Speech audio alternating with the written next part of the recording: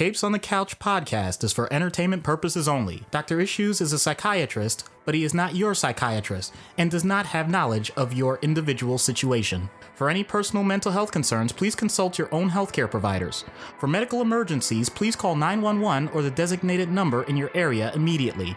Remember that you are not alone and help is out there.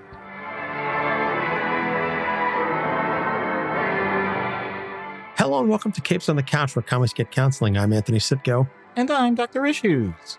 This is issue number 135, Starfire, as requested by our present level patron Ariel, who shockingly does not have a Bat character to ask for. But had to stick with DC. She is sticking with DC, and there is a theme for her next couple of selections. So we'll get to that shortly. Before we jump into it, just a quick reminder. If you are listening to us on a platform that allows you to like, rate, and subscribe, please leave us a rating and review. The more positive ratings we receive, the higher up in the rankings we get, and the more people can hear the show. And that's kind of what we're all about. So if you're listening to us on Apple Podcasts, or if you have a Podchaser account, please go and leave us a nice rating and review. And if you do that and then send us an email at capesonthecouch@gmail.com with a screenshot of that review and your name and address, we will send you a sticker as a way to say thank you for being the awesome person that you are. So just a little way to help get us more and more ears on the show and hopefully continue to expand and destigmatize mental health through talking about comics, because that's what we're about here on this show. So jumping into the background then, Starfire, Princess Koriand'r, created by Marv, Wolfman, and George Perez in DC Comics Presents number 26, October 1980. Yes, she's named after a spice. So does that make her a Spice Girl? Oh, good one. Good one. So Koriand'r is second in succession to the throne of Tamaran. She and her sister Koriand'r were kidnapped, and her father sold her off to ensure peace. After enduring several years of slavery and sexual torture, she was experimented on by being subjected to ever-increasing energy levels, which gave her the ability to release energy blasts from her hands as well as fly. Her sister, who had also undergone the experimentation and was more powerful, attacked her, however, and had her sentenced to execution.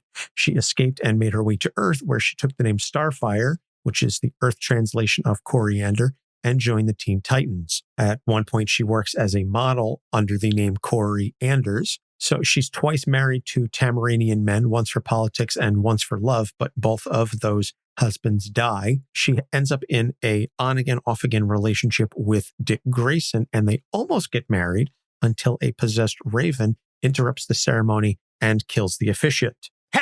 Because comics. She goes missing after Infinite Crisis, although she's one of the heroes who helped defeat Alexander Luthor. And then we discover that alongside Adam Strange and Animal Man, she gets stranded on an unknown planet, and the three of them fight alongside each other several times. During Blackest Night, a psychic attack reveals her greatest desire is to marry Dick Grayson. In the New 52, her backstory is essentially the same, but now she's operating as one of the outlaws alongside Jason Todd and Roy Harper. She is close friends with Dick Grayson, who is kind of avoiding romantic feelings for her. In DC Rebirth, she rejoins the Titans and becomes leader after Damian Wayne is removed from the role. She is killed by her sister, Koriand'r, aka Blackfire, who believes that she will eventually come back to life.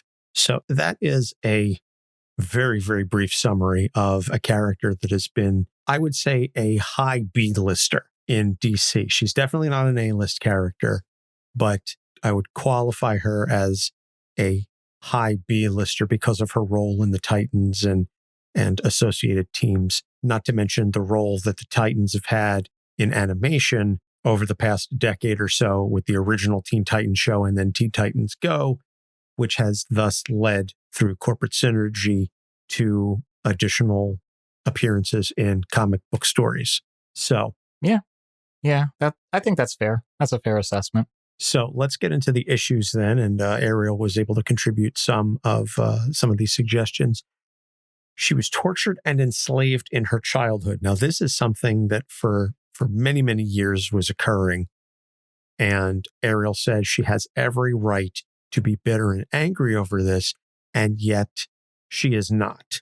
She's not a dark character by any stretch of the imagination. She is ebullient. She is effervescent. She has a very bubbly personality, very positive-minded, generally speaking, which belies everything that has happened to her.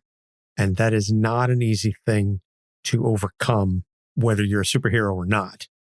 So I think that this opens up a very deep well of authentic conversations that we can have about real world analogs, but I'll let you start.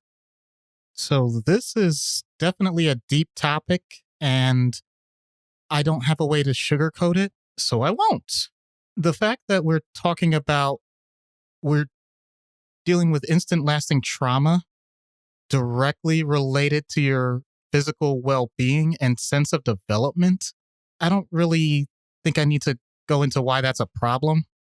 So for the most part, all of our data indicates that it's usually involving people close to the person.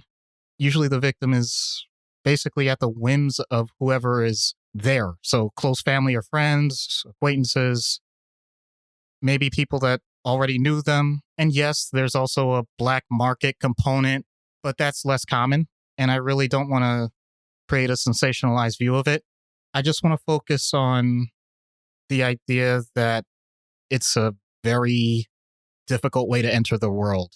So there's potentially a very emotional component to this. If I notice this in anybody that's around me, be it patients, staff members, people I know, whatever, then I have an ethical obligation to do something about it.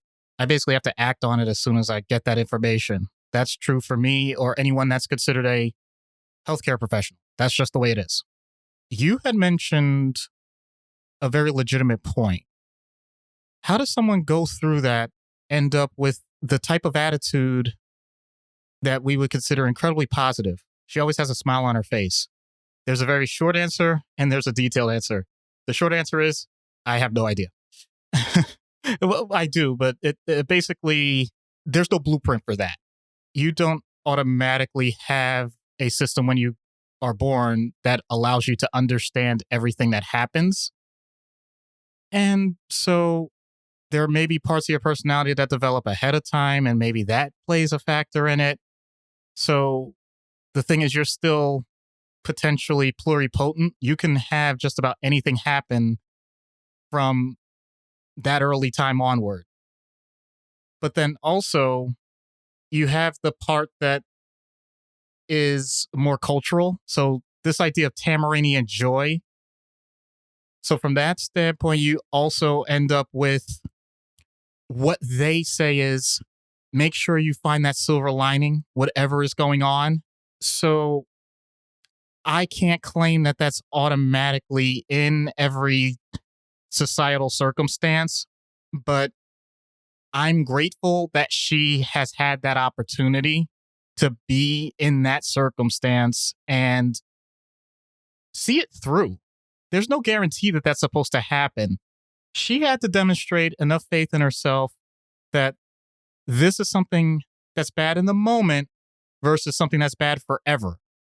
So then when that negative stimulus and positive affirmation happens, it means that everything's going to shine through very well.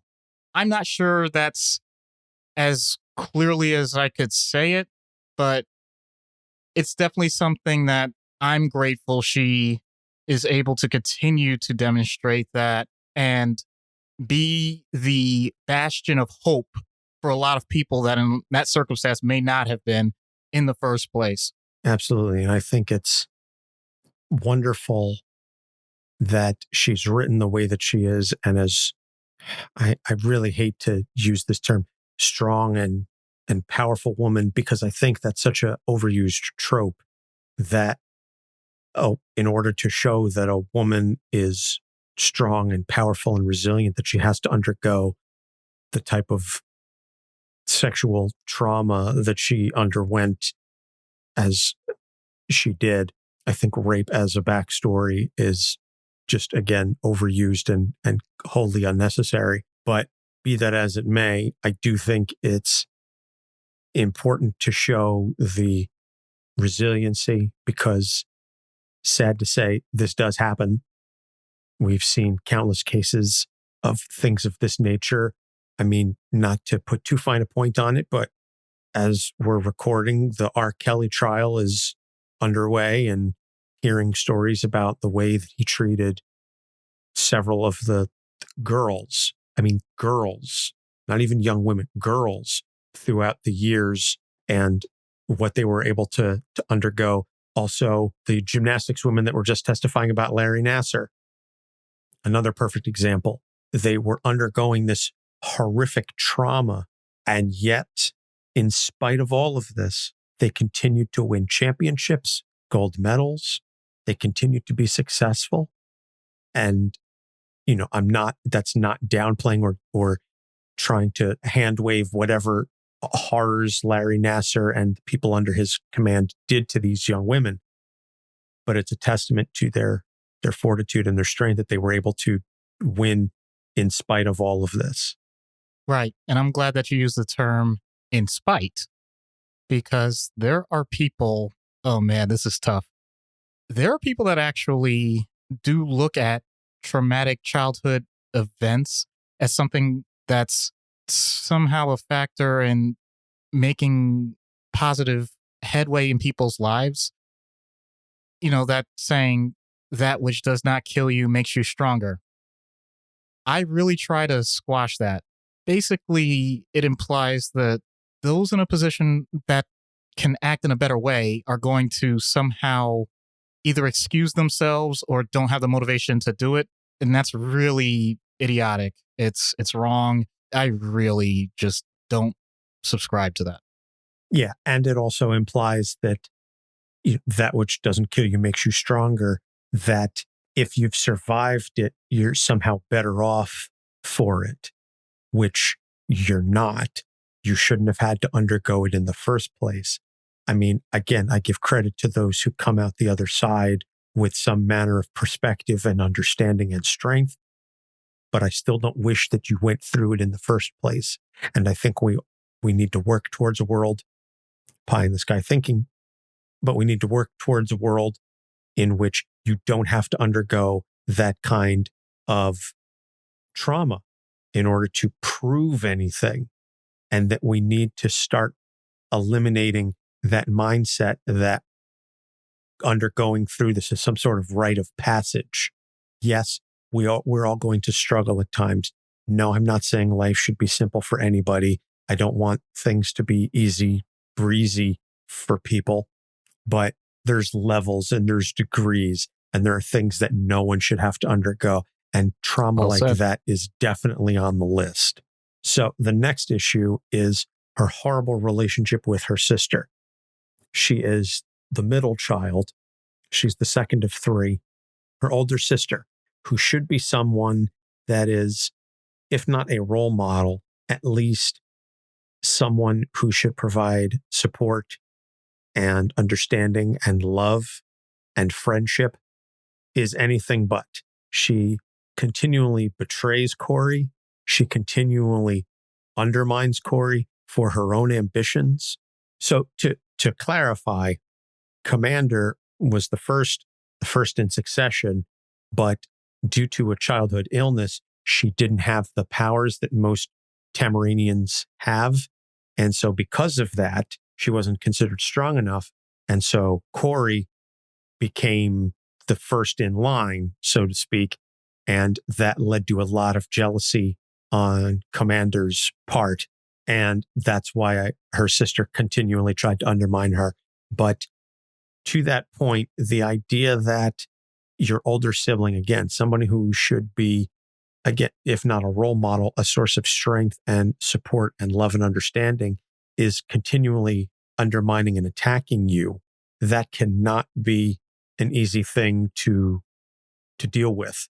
And it's not something that I would wish upon anyone, and certainly not something that, royalty and superpowers notwithstanding, I wouldn't wish that kind of horrible relationship with your siblings on anyone. Absolutely.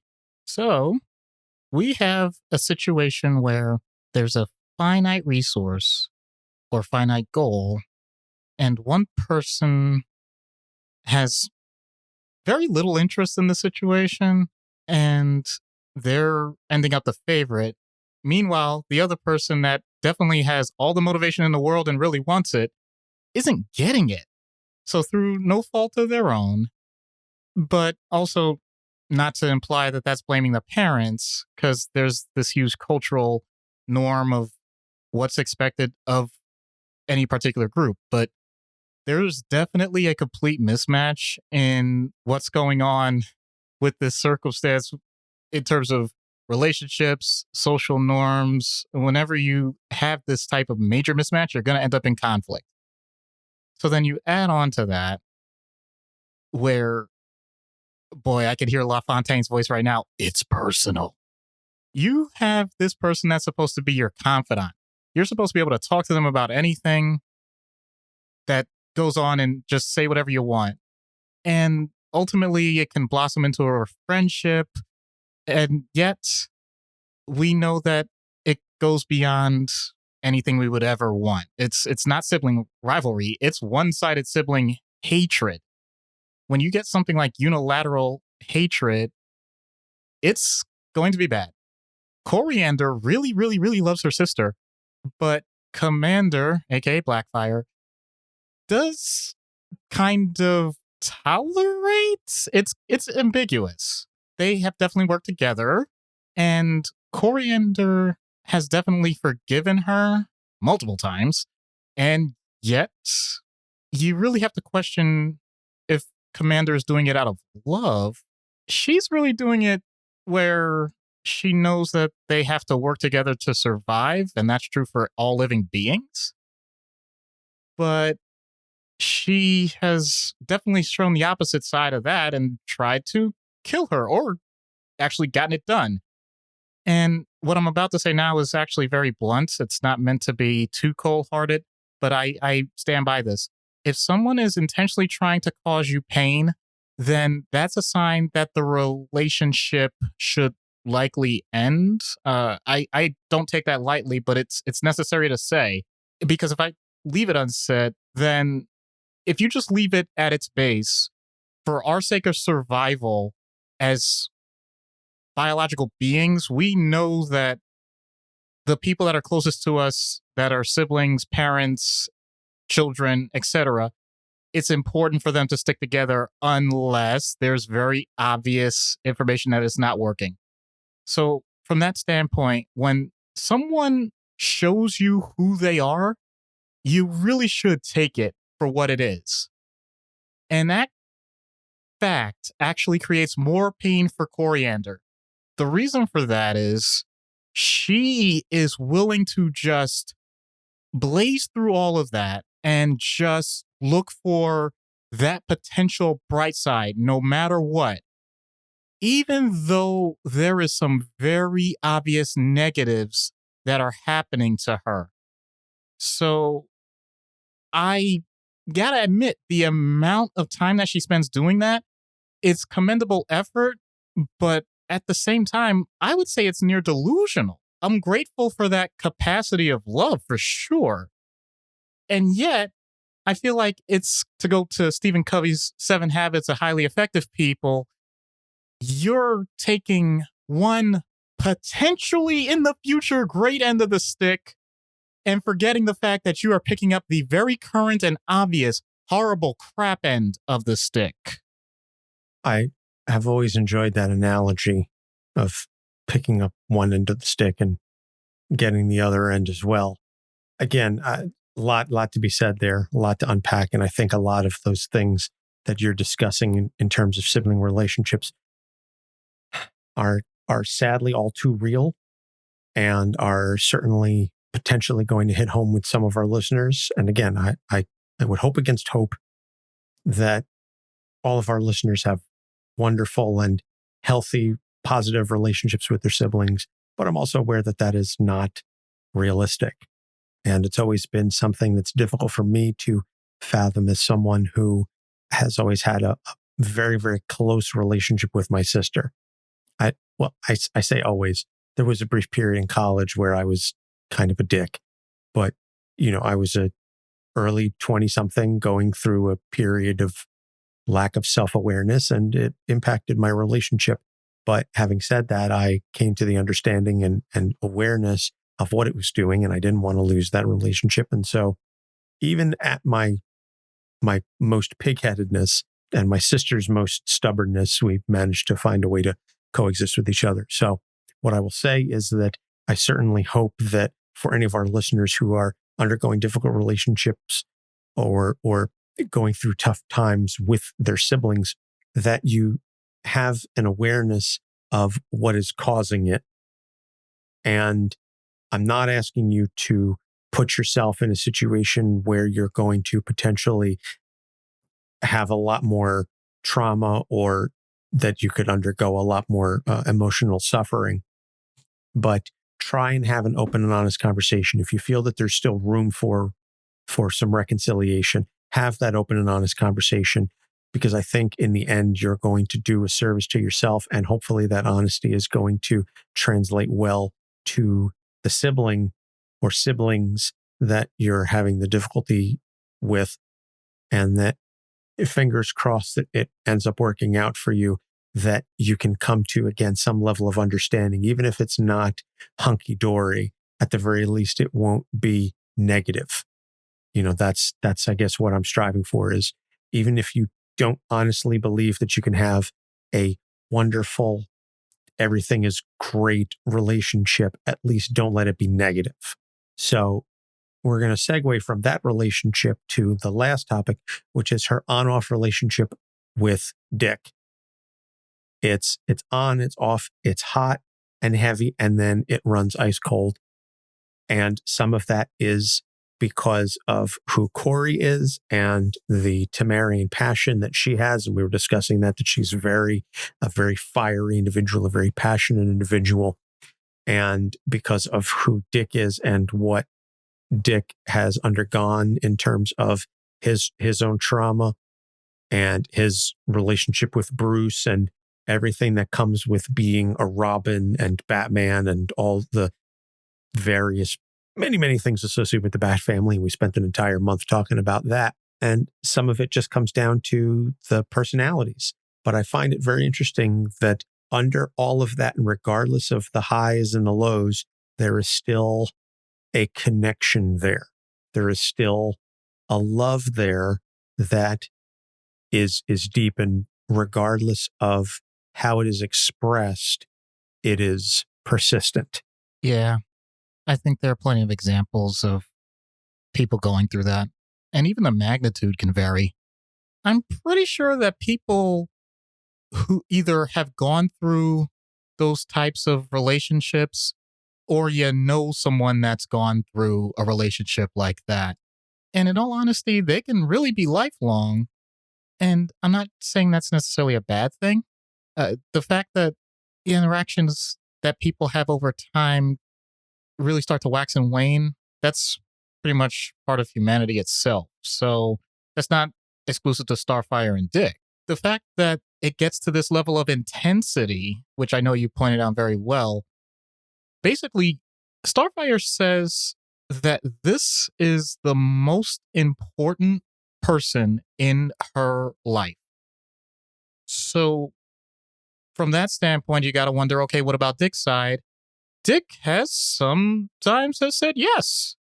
You would think that is an amazing thing. Okay, so from there, you would say then everything would be happily ever after, and that would last. But yeah, this is a little difficult. So when emotional attachments are changed based on the circumstances that are surrounding you, then you're going to have a change in your priorities. You're basically going to feel lost at sea. You're going to deal with the ebb and flow. And although it's not necessarily wrong, that can be a rough way to deal with those circumstances. A lot of people just by default say, to continue this metaphor, if things are not going smoothly on the seas, then correction, if things are smooth on the seas, then you're going to want your navigator with you. But if things are rough, you're basically saying, okay, get out. I want you to get your own boat and I'll do it myself.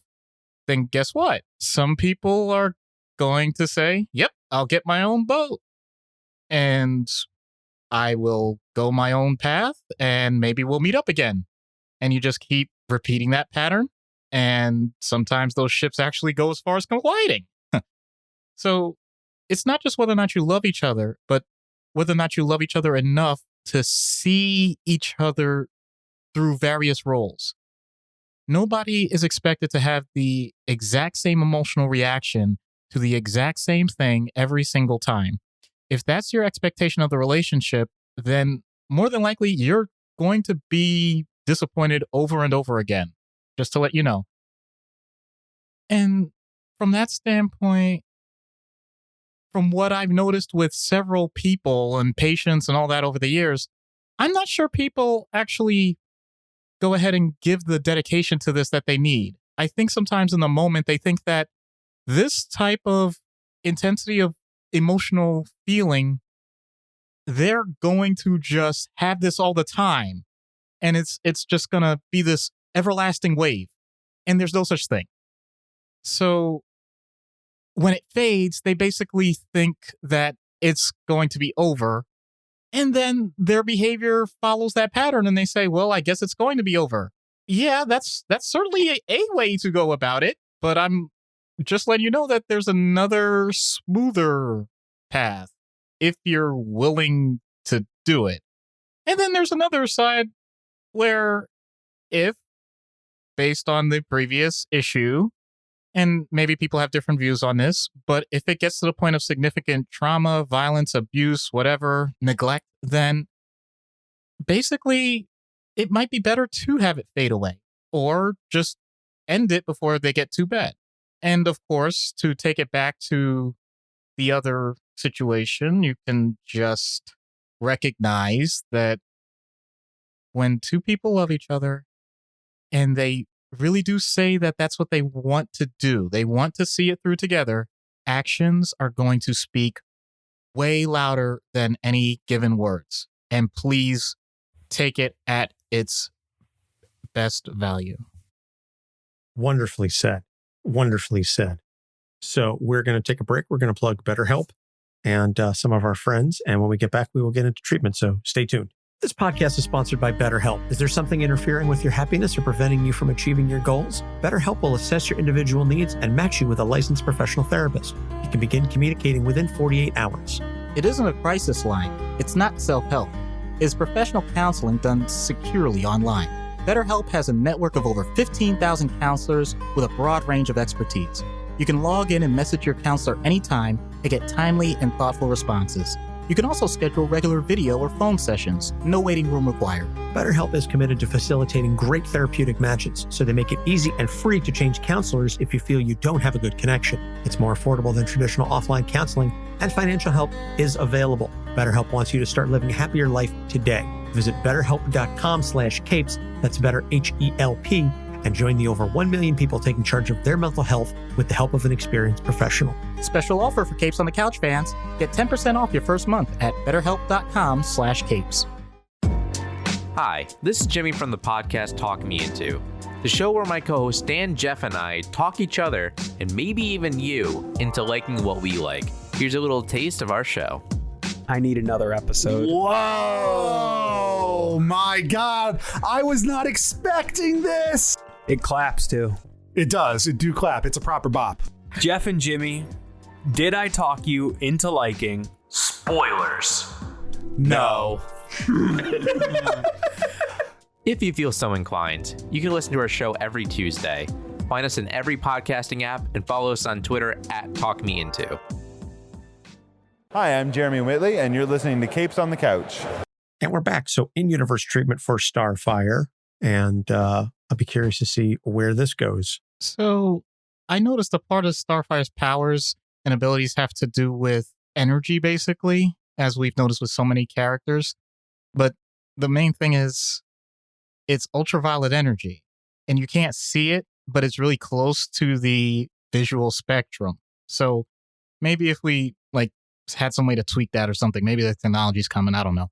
But anyway, the point is that if we can recognize it and detect it in whatever way, then I think that there's a possibility we could create the best biofeedback system so that she can really tie into her emotions and process her existence in a way that she never has before.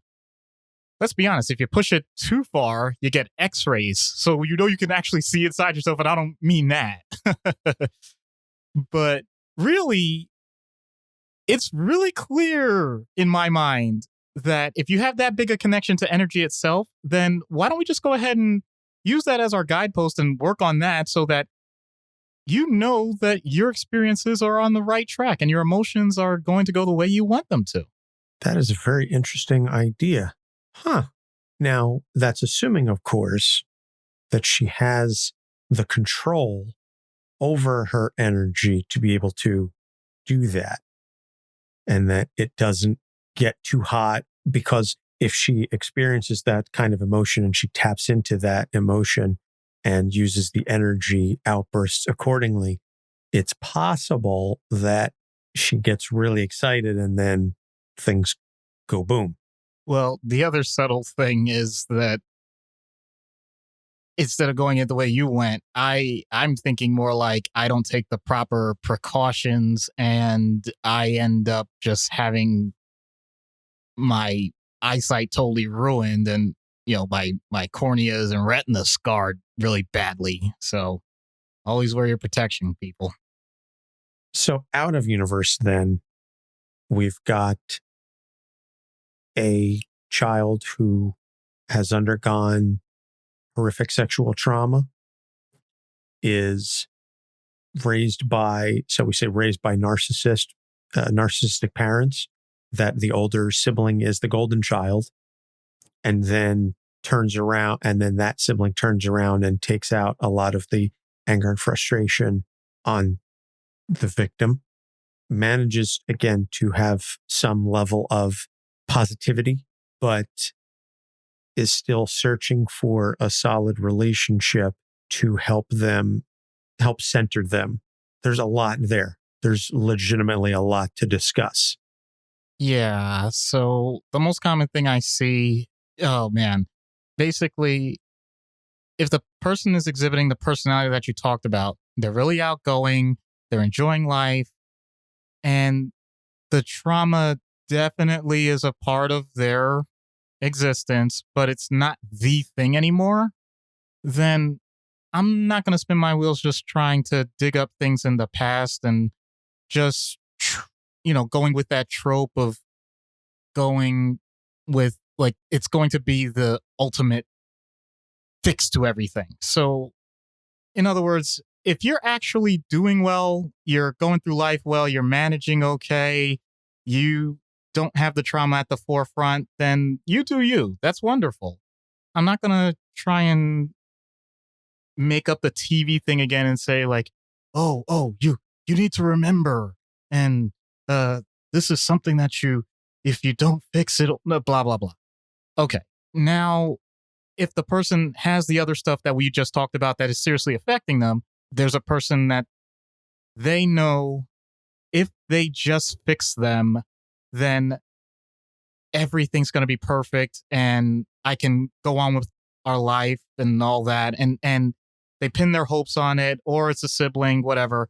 Then from that standpoint, you could have the full spectrum of possibilities.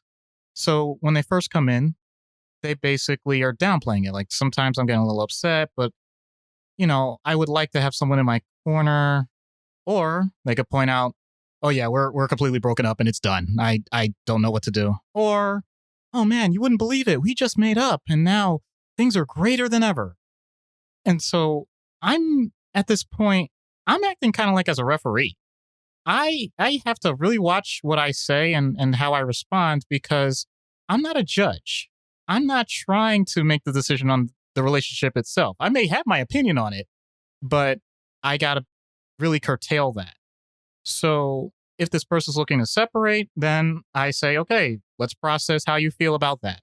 If they're trying to strengthen the relationship, then I have to look to foster whatever it is that they're trying to do, be it work as friends or really make it long lasting, whatever. I want them to guide them with each step, but not even saying like, oh man, why are we doing this again? Or I don't want to get too preachy about it. You can have your opinion about it and you can have some guardrails, but you're not the matchmaker. You're not trying to pick who this person is with. So it's fascinating how I think media-wise, that seems to be much more popular to look at it that way. You know, I mean, don't get me wrong. I can jump in and point out certain things that are dangerous. Make sure that there's guardrails. You know, it's interesting. I remember you telling me about how this person treated you before and how you responded to that. And this seems very similar, giving them that warning, but not even saying whether or not they're going to change their decision. You know, and of course, we have the true ultimate safety point, which is if there's domestic violence, abuse, things like that, you do have to look after the safety of the patient first and foremost. This is all going to be ongoing. And you have to make sure that if it's not just you make the proper referrals for family counseling, for couples counseling, and it's up to the patient to be receptive to that or not. If the patient accepts it or doesn't accept it, then you don't have to hammer it. You can just make a note that the next time there's an opportunity, then you may bring up what you consider to be a proper course of action. And it's definitely a fine-tuned balance that sometimes I don't get it perfect. And of course, there are the thoughts in the back of my mind, like just dump the MFer or whatever. Or, wow, this is great. I'm happy for you. I really hoped it would turn out that way or whatever. But you got to be very careful with that. In addition to that, you have to consider the actual diagnosis. So if we're talking about a reactionary borderline personality disorder, PTSD, acute stress, those sorts of things, you have to deal with those directly. But you take these things as they come. So your advice is not to lawyer up, delete Facebook, and hit the gym. Fair enough. Fair enough. I can respect that. I think we all should at least delete Facebook and hit the gym. Lawyer up is questionable depending on what it is that you're doing, but delete Facebook and hit the gym. Yes. All wonderful topics and good advice. So let's put all of this in a blender and see what happens when we get Starfire on Dr. Issues' couch. Hello, Starfire. I'm Dr. Issues. Greetings, Doctor. Just to be clear, Starfire is a media creation. Please, call me Koriand'r. My apologies, Koriand'r. So, what can I do for you? Others have told me that I am a bit of an energetic spirit. I get too rough. I would disagree, but it has been said so many times that I wonder if there is some truth to it. In what context? All of them. Can you give me an example? Suppose there is a powerful enemy at your door right now, and I am with the team. At least one of them stands slack-jawed. Another one tries to start a conversation or say something to diffuse the situation. By the time they realize what has happened, I have already thrown the first punch. It is a bit of a blur after that, and we have won, but at least one other person is yelling at me for being too hasty. I've heard that so many times. Ready, fire, aim. More like aim and fire before they are ready. I am not careless, just efficient. And you want the others to match your efficiency? I know they cannot. I do not want them to resent me for doing what works. This may sound perverse, but it is actually fun to fight and win. I do my homework, Koriand'r. I don't think it's your fighting that really upsets anyone, at least not as much as you think. Then what is it? I'm not certain, but maybe your, style? I love my style! And you should. I'm not criticizing it. I'm saying, on a scale of 1 to 10, 10 being the most flamboyant, you're an 11. Thank you so much. It is a compliment to be seen as a bright, shining beacon on Tamaran. You're welcome? Oh, boy. Look, you do you, all right? I'm trying to toe the line between discretion and blatancy. I am not, what is the word, a head of air. Just because I only know what one of those words mean does not mean you can try and make me feel stupid. Let's try this again. I want to be kind, but I also want to be honest. I'm thankful that you're proud of who you are. Nobody can take that from you. But understand that being so intense in every sphere of your life is going to burn others out if you're not careful once in a while. However, I may be wrong if you're cultivated the best circle of friends and family already. That would make my point moot. It is partly correct. Which part? Definitely family. My sister. I love her. And that's a good thing. No, I should not. Not after what she did to me. Several times. But I have forgiven her. Too many people have told me that was a dumb thing to do. That she will betray me again. Well, there's no point in regaining pain. There are enough burdens in our lives that we shouldn't add extra. Love's an amazing thing. But at what cost? I have traded many different types of love. Some not truly of my choice. Raven says I should be bitter after what I have endured. But I am not. Sometimes I do not understand why I feel this way, but what it is, it is. I think that is the earthen expression. You are clear with that. Your smile literally lights up a room. I'm glad that you have someone like that to confide in. She was one of the traded loves I talked about.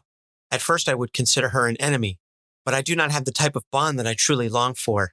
That would be... Dick. I'm not that kind of therapist. Grayson. Oh, thank God. I mean, thank goodness we can talk about someone so important to you. He is better than before, He has said some things about you. That is why I came here. Can you find a way for us to be together? It is so very complicated. Some of the times, I wish to have better understanding of earthen relationships. Other times, I feel it is better to be in the darkness. Sorry, my role is not to be a matchmaker or directly fix relationships. Only you two can do that. What I can do is work with you to process your emotions and behaviors so that whatever happens, your experiences get better over time. Wonderful. This calls for a Tamaranian hug. No. No.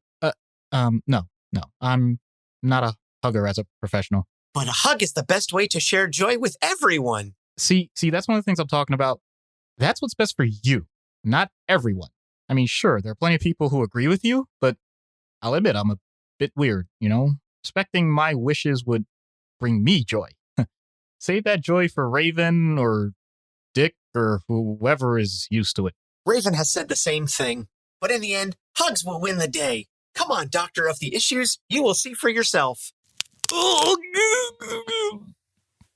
my spine. I see what you mean by too rough.